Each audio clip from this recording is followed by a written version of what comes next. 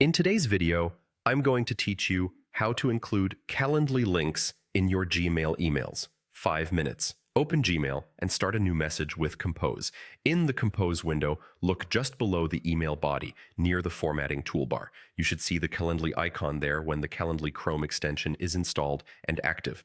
When you spot it, click the icon to open your Calendly options right inside Gmail, so you don't have to switch tabs or copy and paste from another page.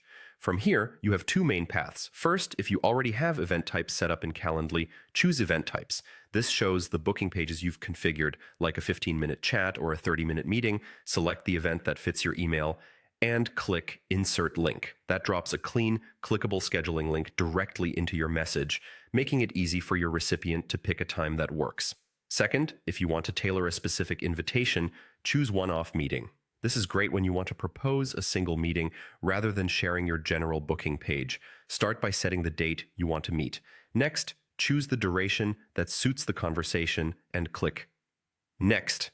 Give the meeting a clear name and select the location, whether that's a video call or another option you prefer. Then click Share Meeting Link. At this point, you can decide how you want to present availability. If you prefer to keep it simple, select the option to copy the link.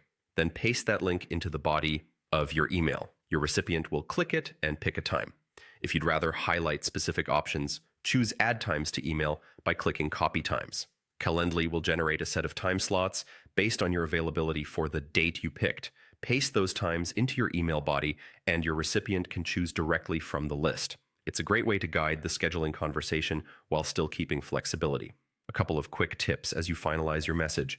Make sure the event name and location are clear so your recipient knows exactly what to expect. Adding a short line before the link, such as, "Here are a few times that work for me," can make the invitation feel personal and easy to act on. And if you've inserted times, double-check they reflect your intended time zone.